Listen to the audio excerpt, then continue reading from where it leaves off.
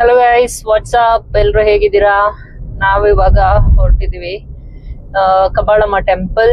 ಅಲ್ಲಿಂದ ಇನ್ನೊಂದು ಫಂಕ್ಷನ್ ಇದೆ, ಮುಗಿಸ್ಕೊಂಡು ಬರ್ತೀವಿ. ಕನಕಪುರ.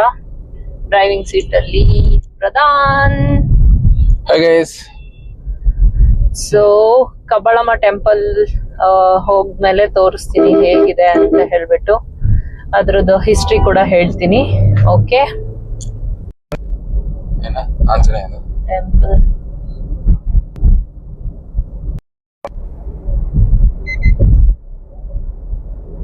ಇಲ್ಲೂ ಬೇಜಾನ್ ಹಲಸಿನ ಹಾಕಿದಾನಲ್ಲ, ಫುಲ್ ರೋಡ್ ಅಲ್ಲ. ರಾಮನಗರದಲ್ಲಿ ಹಲಸಿನ ಹಣ್ಣು ಇರುತ್ತೆ.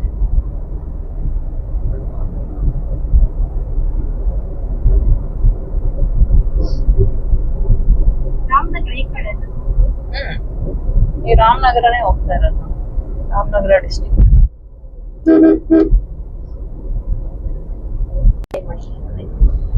ಹಾಯ್ ಅಪ್ಪ ಇದ್ದಾರೆ.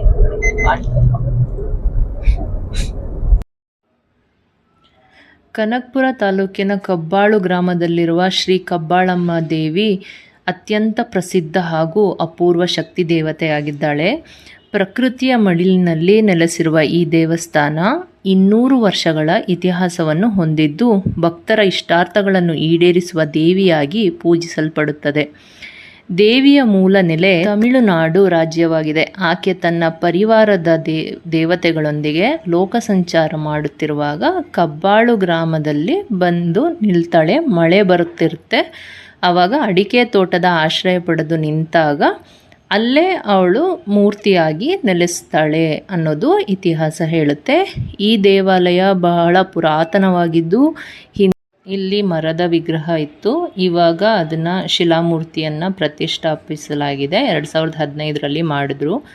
ಇಲ್ಲಿ ಕಬ್ಬಾಳು ದುರ್ಗಾ ದೇವಾಲಯವಿರುವ ಬೆಟ್ಟದ ಮೇಲೆ 7 ಸುತ್ತಿನ ಕೋಟೆ ಇದ್ದು ಅದನ್ನು ಕಬ್ಬಾಳು ದುರ್ಗಾ ಅಂತಲೂ ಕರೀತಾರೆ. ಕ್ರಿಸ್ತಶಕ 900ರಿಂದ 1100ರ ಅವಧಿಯಲ್ಲಿ ಜೈನ ಮುನಿಗಳು ಈ ಬೆಟ್ಟಕ್ಕೆ ಬಂದು ಆಗಮಿಸಿ ತಪಸ್ಸನ್ನ ಕೂಡ ಮಾಡಿದ್ರು ಅಂತ ಹೇಳಿಬಿಟ್ಟು ಹೇಳಲಾಗುತ್ತೆ. ಮೈಸೂರು ಅರಸರು ಹೈದರಾಲಿ ಮತ್ತು ಟಿಪ್ಪುವಿನ ಆಳ್ವಿಕೆಯಲ್ಲಿ ಈ ದುರ್ಗವನ್ನು ರಾಜ ಕಾರಾಗೃಹವಾಗಿ ಬಳಸ್ತಿದ್ರಂತೆ. ಅಂದರೆ ಸೆಲ್ ಕಾರಾಗೃಹ ಆಗಿ ಬಳಸ್ತಿದ್ರು ಅಂತ ಹೇಳ್ತಾರೆ. ಇದು ಇಲ್ಲಿದು ಹಿಸ್ಟ್ರಿ. ಆಮೇಲೆ ಇದು ಬಂದು 80 ಕಿಲೋಮೀಟರ್ಸ್ ಫ್ರಮ್ ಬ್ಯಾಂಗ್ಳೂರ್, ಮತ್ತು ರಾಮನಗರ ಜಿಲ್ಲೆ, ಕನಕಪುರ ತಾಲೂಕು.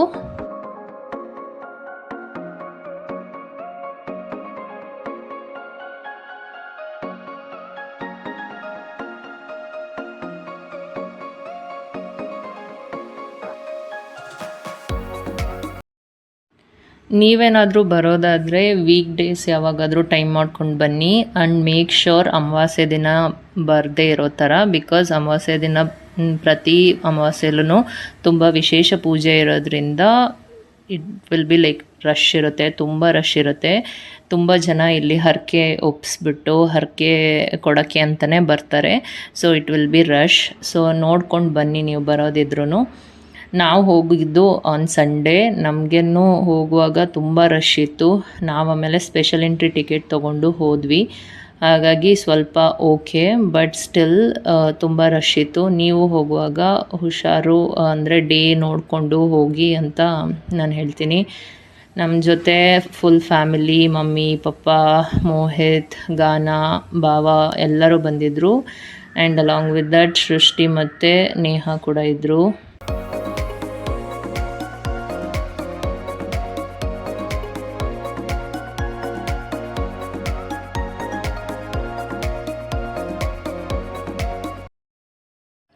ಇದು ಮೇಲ್ಗಡೆ ಕಾಣ್ತಾ ಇದೆಯಲ್ಲ, ಅದೇ ಕಬ್ಬಾಳು ದುರ್ಗಾ ಕೋಟೆ.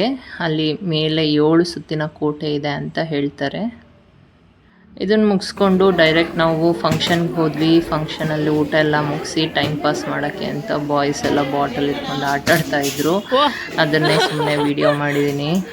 ಫ್ಲೂಕಲ್ಲಿ ಬಿದ್ದುಬಿಡ್ತು. 3 ಸರಿ ಹಾಕಿದ್ಯಾ? ಪರವಾಗಿಲ್ಲ, ಆಗಲ್ಲ ಬಿಡೋ ನಿನಗೆ. ಸುಮ್ಮನೆ ಯಾಕೆ ನಿನಗೇನೆ. ಬದನೆಕಾಯಿ ಹಾಕಿದ್ಯಾ?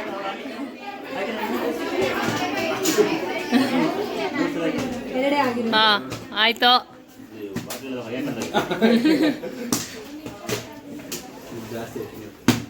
ಓ ಓ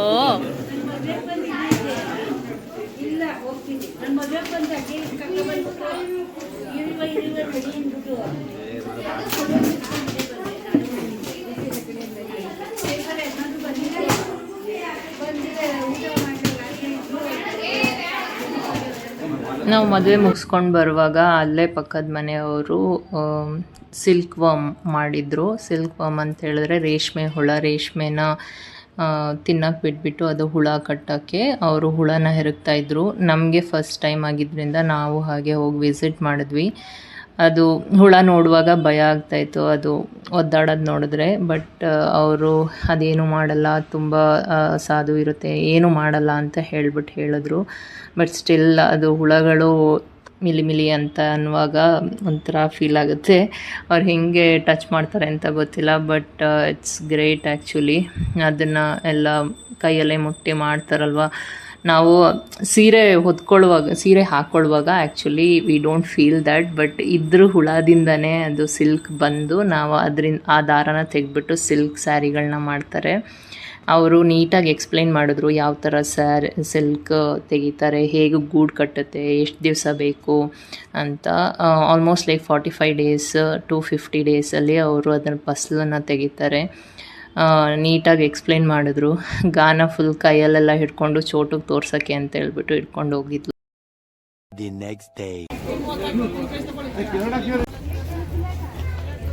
ನಾನು ಡ್ಯಾಡಿ HL ಮಾರ್ಕೆಟ್ಗೆ ಹೋಗಿದ್ವಿ ಎಗ್ ತೊಗೊಬರೋಣ ಅಂತ ಹೇಳಿಬಿಟ್ಟು. ನಾಟಿ ಕೋಳಿ ಮೊಟ್ಟೆ ತೊಗೊಬರಕ್ಕೆ ಹೋದರೆ ಯಪ್ಪ, ನಾಟಿ ಕೋಳಿ ಮೊಟ್ಟೆ ರೇಟ್ ಕೇಳಬಾರ್ದು, ಆ ಥರ ಇದೆ.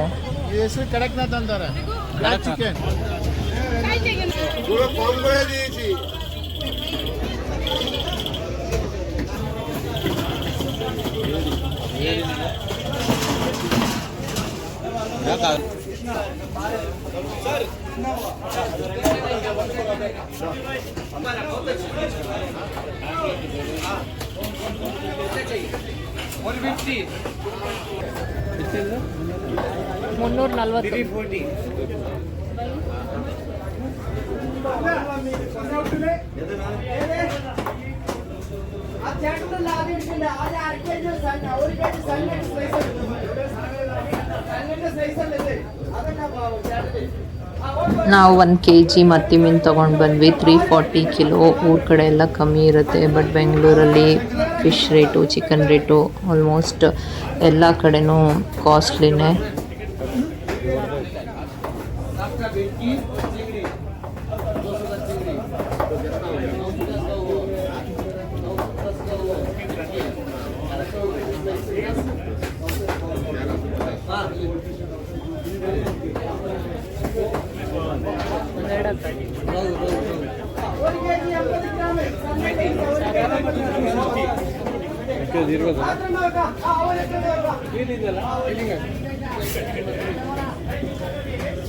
ಮಟನ್